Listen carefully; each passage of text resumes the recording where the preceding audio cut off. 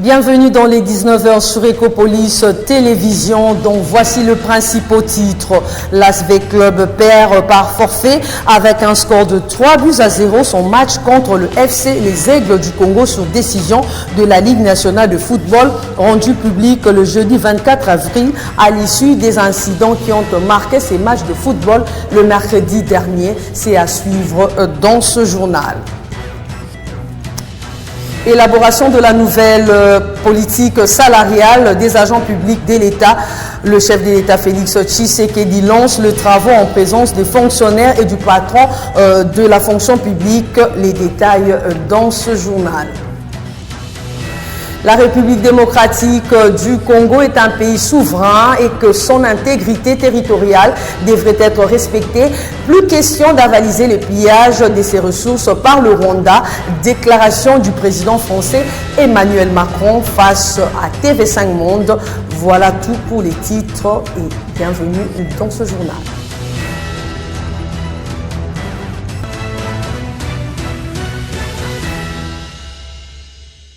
L'ASV Club perd par forfait avec un score de 3-0 son match contre le FC Les Aigles du Congo sur décision de la Ligue nationale de football rendu public le jeudi 24 avril à l'issue des incidents qui ont marqué ces matchs de football le mercredi dernier. Les 10 décisions ont été prises à l'issue de la réunion extraordinaire tenue pour examiner les incidents survenus lors du match entre les Aigles du Congo et l'ASV Club qui avait conduit à la suspension de la rencontre. Le match de la première journée play-off opposant l'ASV Club aux Aigles du Congo a été interrompu mercredi 23 avril à la 12e minute de jeu au stade de Martyrs de la Pentecôte à Kinshasa après un but des Aigles du Congo. Suivez.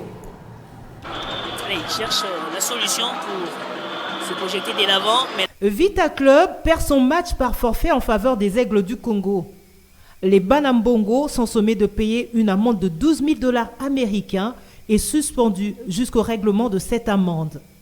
En outre, la Linafoot exige de Vita Club la réparation des dommages causés après un constat contradictoire effectué avec le gestionnaire du stade des Martyrs ainsi que le commissaire au match. Par ailleurs, les 3 prochains matchs de Vita Club seront discutés à huis clos. Les arbitres, quant à eux, sont également sanctionnés. L'arbitre central, Zingire Ziyindula, écope de 12 mois de suspension. La Linafoot lui reproche de ne pas avoir assumé ses responsabilités dans la prise de décision, de s'être laissé influencer par son arbitre assistant numéro 2 dans l'interprétation d'une action de but contestée et d'avoir mal appliqué la loi 10 parmi les 17 lois du jeu. L'arbitre assistant Kamwena Nzongola, quant à lui, est suspendu pour 24 mois. Il lui est reproché un manque de concentration dans sa zone d'exploitation ainsi qu'un manque de conditions physiques. Des sanctions lourdes de conséquences pour l'association Vita Club ainsi que pour les hommes en noir, certes, cependant très pédagogiques et dissuasives pour les autres clubs face aux actes de vandalisme et violence au stade.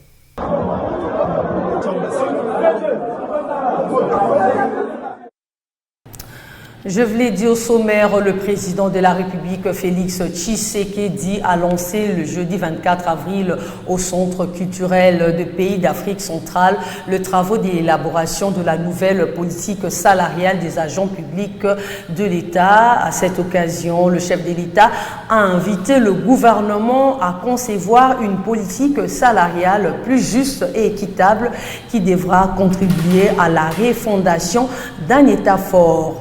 Occasion pour le patron de la fonction publique, Jean-Pierre Liaou, de rendre un vibrant hommage au chef de l'État pour sa vision salvatrice axée sur le bien-être de fonctionnaires. Regardez.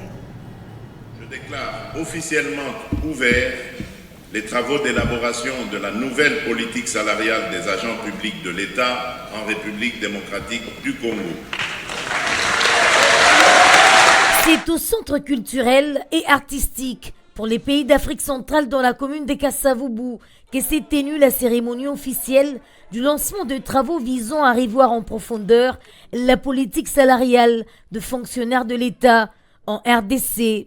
Prenant la parole du haut de la tribune, devant une salle à craquer, le président Tshisekedi n'a pas mâché ses mots. Cette nouvelle politique salariale devra garantir une rémunération juste, fondée sur les efforts fournis, les qualifications détenues et les responsabilités assumées, sans favoritisme entre institutions, a-t-il déclaré. Face à ce constat préoccupant, j'ai instruit le gouvernement à travers le vice-premier ministre, ministre de la fonction publique, en collaboration étroite avec le ministre d'État, ministre du Budget, le ministre des Finances, mon cabinet et sous la coordination de Madame la Première ministre, de concevoir une politique salariale équitable, moderne et durable. Jean-Pierre Liaou, vice-premier ministre en charge de la fonction publique, a pour sa part salué cette belle initiative présidentielle qu'il a qualifiée de tournant décisif pour l'avenir des fonctionnaires congolais, avant d'insister sur la nécessité d'un système de rémunération standardisé où salaires et primes soient harmonisés de manière transparente et équitable, quels que soient les ministères ou le poste occupé. En tant que vice-premier ministre en charge de la fonction publique, il m'incombe à cette occasion de donner une résonance profonde à ces diagnostics en éclairant davantage ces criantes réalités qui nécessitent une action publique forte, urgente et audacieuse. Conscient des réticences que cette réforme pourrait susciter, notamment de la part de certains cercles privilégiés, le président de la République a affirmé sa volonté d'aller jusqu'au bout. La loi des puissants n'éprimera plus sur la justice due aux plus modestes, a-t-il martelé. Autre chose à présent, le président de la République Félix Tshisekedi s'est entretenu par vidéoconférence le mercredi 23 avril dernier pour la deuxième fois avec le président de l'Indonésie, Prabowo Subianto. Les deux dirigeants ont précisément discuté sur la mise en place d'un partenariat dans le domaine de la diplomatie, du développement économique, des infrastructures, des mines et de l'agriculture. À cette occasion, le président Subianto a renouvelé son invitation au président Tshisekedi pour une visite d'État en Indonésie dont les dates devraient être annoncées au deuxième semestre de cette année. Retour sur cet entretien avec la presse présidentielle. Le président de la République, Félix-Antoine Tshisekedi Tshilombo, était cet après-midi en visioconférence avec son homologue indonésien Prabowo Subianto. Il était question du partenariat économique que veulent sceller ces deux pays signataires du pacte de l'Amazonie en leur qualité de deux principaux leaders de grands bassins forestiers au monde. Ces partenariats visent aussi la coopération stratégique dans le cadre de la diplomatie, des infrastructures, les développements économiques et cela dans les secteurs des mines, agriculture et écologie. Sachant que l'Indonésie est la plus grande économie de l'Asie du Sud-Est, un homme d'affaires avéré, le président indonésien Prabowo Subianto avait lancé officiellement une invitation à son homologue RD congolais Félix-Antoine Tshisekedi Tshilombo pour une visite d'État. L'objectif étant d'établir la coopération stratégique en vue de faire face aux défis économiques et environnementaux. Conscient de l'enjeu, le chef de l'État a promis d'harmoniser son agenda pour une descente en Indonésie dans les prochaines semaines. Le président de l'Assemblée nationale, Vital Kamerhe, participe depuis le mardi 22 avril 2025 à Luanda, capitale de l'Angola, à la 16e session ordinaire de l'Assemblée plénière du Forum de parlementaires de pays membres de la conférence internationale sur la région de Grand Lac, prévue du 24 au 29 avril. Cette session plénière regroupe les présidents et délégués de parlement de 12 États membres de la CIRGL. Pour la première journée, Vital Kamerhe a fait sensation avec son intervention sur l'agression rwandaise qui viole le droit international et que pareil acte devrait être condamné par le monde entier. Reportage. En cette troisième journée, consacrée à la conférence de présidents de pays membres, ces assises se sont essentiellement penchées sur l'analyse du rapport de la mission d'information parlementaire sur la situation politique, sécuritaire et humanitaire dans l'Est de la RDC. Ce rapport a été présenté par le secrétaire général sortant de la CIRJL, Tembo Mweloa Ronald, devant la conférence de présidents conduite par l'honorable Nelly Moutibuteti, présidente de l'Assemblée nationale zambienne.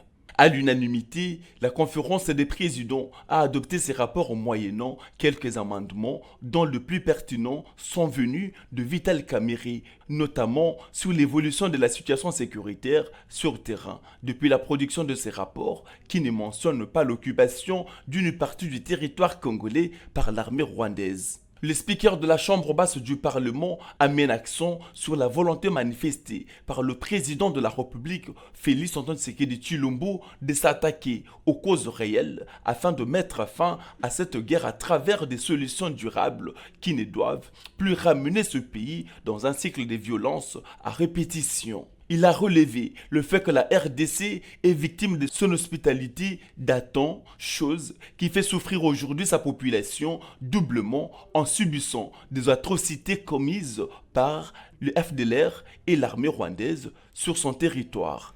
Le président de l'Assemblée nationale a cependant mis un accent sur les efforts diplomatiques consentis par le chef de l'État, Félix Tshisekedi, en défendant la cause congolaise, chose qui peu à peu commence à interpeller plus d'un pays à l'échelle internationale. Le ministre d'État au commerce extérieur, Julien Paluku, séjourne à Osaka, au Japon, en marge de l'exposition universelle 2025 à Osaka qui a débuté le 13 avril dernier. Cet événement réunit 170 pays membres du Bureau international des expositions pour 6 mois d'échanges et de dialogues. Après avoir visité les stands congolais, Julien Paluku a appelé les entrepreneurs congolais à rejoindre cette manifestation afin de faire découvrir leurs produits au monde et promouvoir les échanges commerciaux entre la RDC et le Japon. Suivez.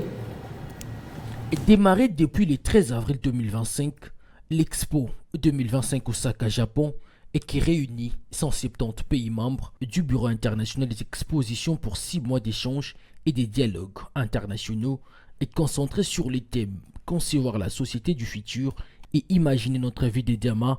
Cette exposition universelle constitue une grande vitrine pour la RDC et plus que déterminée à accroître le volume de ses exportations vers le Japon et tous les autres pays du monde. Ici, dans le cadre de la mise en œuvre de sa stratégie de promotion des exportations et diversification de marché SPED. Le ministre du Commerce extérieur, Julien Paluku Kaongia, l'a déclaré ce jeudi à Osaka, grand centre économique et culturel japonais, ici là, après avoir visité les pavillons de la RDC et son stand commercial qui attire de milliers de pèlerins qui se bousculent et pour découvrir les opportunités qu'offre la RDC et pays solutions. C'est à travers des occasions comme celle-ci qu'on noue des partenariats solides et la RDC a décroché plusieurs partenariats à travers les expositions. Et donc je suis heureux ici de me retrouver dans ce stand de la RDC aménagé à cette fin pour accueillir presque tous les potentiels que regorgent les pays. Et c'est ici où je fais appel à tous les secteurs privés qui est disséminé à travers la République de se joindre au gouvernement pour venir ici à Osaka, au Japon, présenter ce dont ils sont capables parce qu'à part ces stands, il y a aussi un espace commercial où ils peuvent vendre leurs produits parce que durant 6 mois, il est attendu plus de 25 millions d'hommes et de femmes. Mais nous importons davantage du Japon vers la RDC que nous n'exportons de la RDC vers le Japon. Tout celui qui veut venir exposer ses richesses ici et les visas sont accordés via notre commissariat général. Sur invitation, le ministre du Commerce extérieur a visité les pavillons et stands des autres pays, dont la Malaisie, la Tanzanie, la Zambie et le Togo, signalant que la semaine de la RDC à cette exposition est prévue du 23 au 30 juin 2025 avec plusieurs activités. Le 27 juin, journée touristique et culturelle. Le 28 juin, forum sur les investissements et le 30 juin, journée nationale, donc la commémoration de son indépendance. Le vice-premier ministre en charge de la Défense nationale, Guy Kabongo, a reçu dans son bureau de travail le jeudi 24 avril 2025 la délégation du réseau d'affaires Makutano, conduite par sa promotrice Nicole Soulou, qui a ramené un lot de vivres en faveur des éléments de FARDC au front dans le cadre du soutien à l'effort de guerre. Une manière pour ce réseau d'hommes d'affaires de soutenir l'armée en proie à l'agression du Rwanda. Grande satisfaction pour le patron de la défense qui n'a tari de mots face à ces gestes louables. Images et commentaires.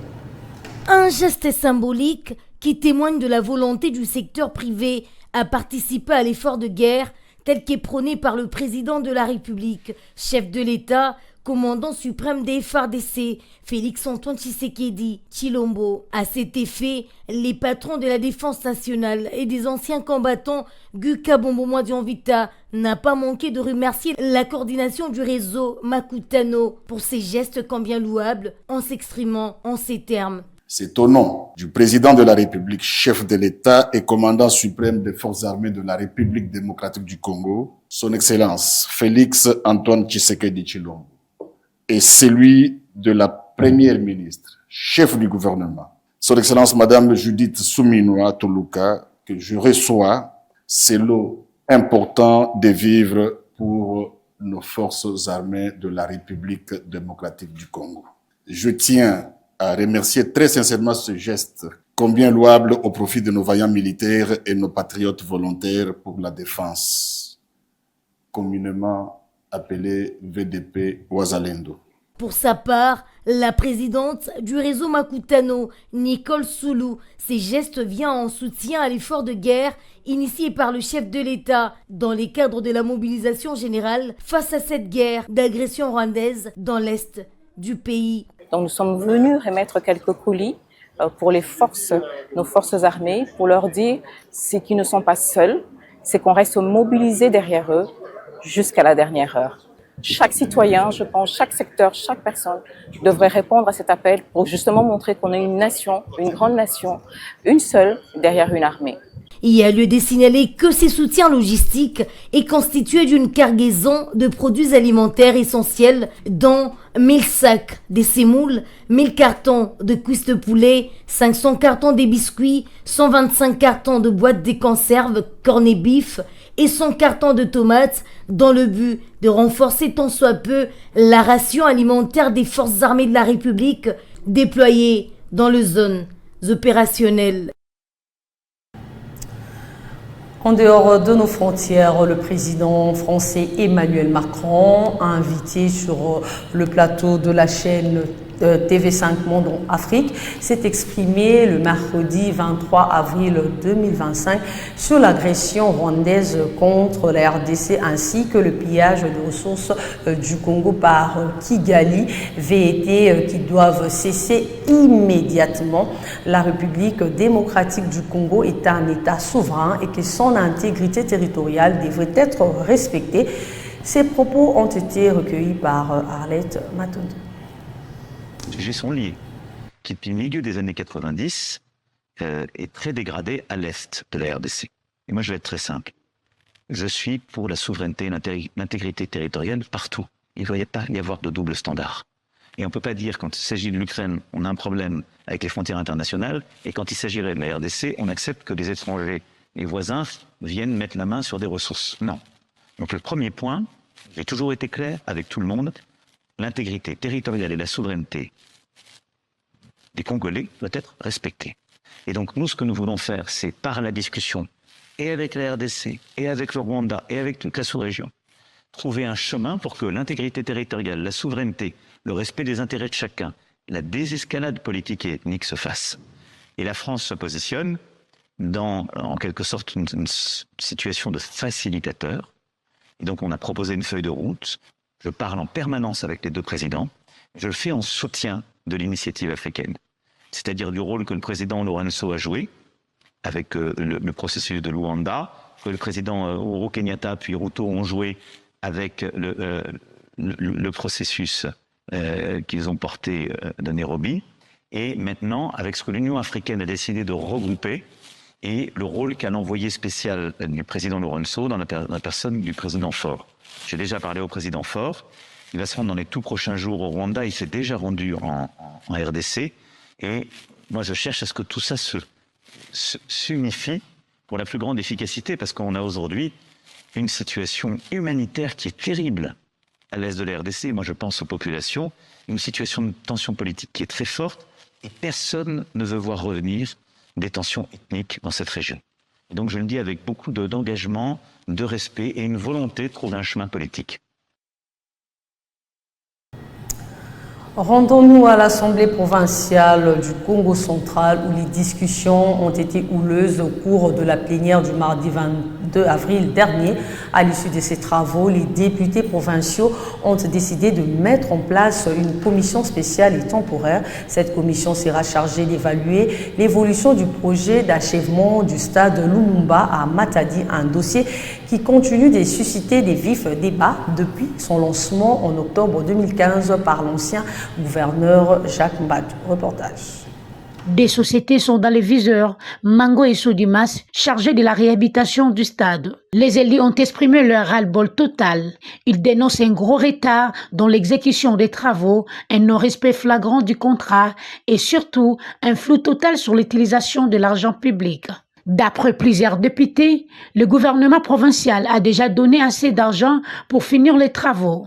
Pourtant, sur le terrain, presque rien n'a avancé. Pour eux, c'est carrément du vol déguisé. Beaucoup demandent que les contrats soient résiliés et que les responsables de Mango et Sodimas soient arrêtés et poursuivis en justice. La commission mise en place avant toute autre décision sera composée de députés provinciaux, d'experts du ministère des UTPR et du bureau technique de contrôle. Leur mission sera de vérifier les dépenses, l'état réel des travaux et proposer des recommandations claires pour la suite.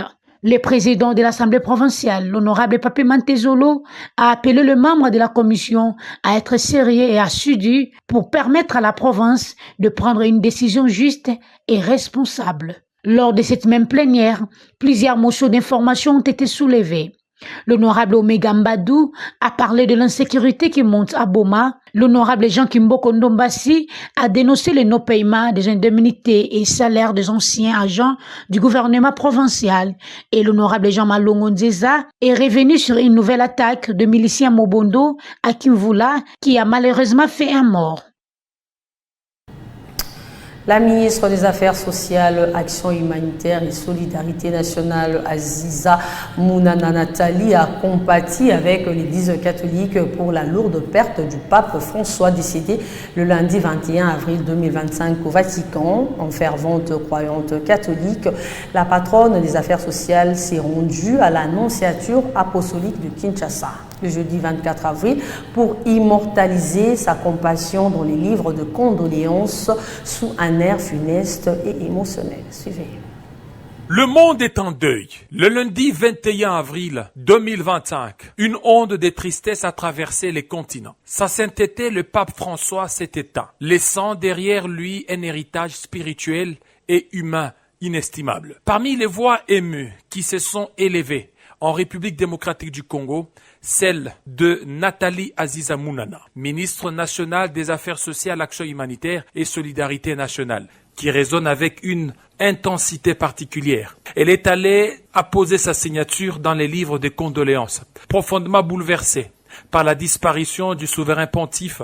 Elle a exprimé sa douleur face à la perte d'un homme de paix, d'un guide humble et d'un infatigable artisan du dialogue entre les peuples. Le monde perd un homme de foi, un leader moral, un pape rassembleur dont les messages d'unité, de justice sociale et de compassion ont marqué le monde. Je présente mes sincères condoléances à toute la communauté chrétienne, catholique du monde entier, a déclaré Nathalie Aziza Mounana, visiblement émue. La ministre des Affaires sociales salue la mémoire d'un pape dont les gestes de proximité, les prises de positions courageuses en faveur des plus vulnérables et l'appel constant à la fraternité universelle resteront gravés dans l'histoire contemporaine. Un pape s'en est allé, mais son esprit continue d'inspirer le monde. On boucle ce journal par le basketball de moins de 16 ans, préparatif des éliminatoires du mondial Zone Afrique FIBA Afro U16 qui se tiendra au Rwanda du 2 au 14 septembre 2025. Les Léopards s'entraînent dans 2 groupes, dont l'un à Lubumbashi et l'autre à Kinshasa, supervisés par les sélectionnaires adjoints Placide Odimba, qui nous livre l'évolution des fauves congolais. Il est au micro de Simon Valdo Yamba. La motivation, c'est toujours d'aller gagner. Nous avons des raisons d'espérer à une bonne participation, si ce n'est pas trop prétentieux pour moi de prétendre à aller gagner et à ramener la qualification. Et la séance d'aujourd'hui, c'est la première de la semaine. Nous avons légèrement travaillé physique. Et puis nous avons fait en revue un travail de passe, un travail de tir, parce que c'est important. Et puis là, nous terminons par une phase de jeu. Elle a été dirigée, mais là, elle est libre pour essayer de continuer à répéter le système de jeu que nous avons déjà mis en place. Et nous allons finir par les remises et encore les tirs, parce que pour nous, les tirs, c'est important. Nous allons avoir à jouer une compétition et en compétition, vous ne marquez pas, vous n'avez pas de points. Pour marquer, il faut tirer. Soit vous tirez, soit vous attaquez la peinture, soit vous allez en transition. Donc ce sont là les options que nous sommes en train de travailler avec le jeune pour qu'il soit vraiment prêt à affronter cette compétition. Un mot de reconnaissance à l'endroit de la fédération qui a bien voulu inscrire le pays pour cette compétition et qui met tout en œuvre pour que le travail se passe dans les conditions que vous voyez. Même si nos amis de Lubumbashi ne sont pas encore là, mais en tout cas, tout est en train d'être fait pour qu'ils soient là. C'est tout pour ce journal, mesdames et messieurs. Bon week-end et restez branchés sur la suite de nos programmes. Au revoir.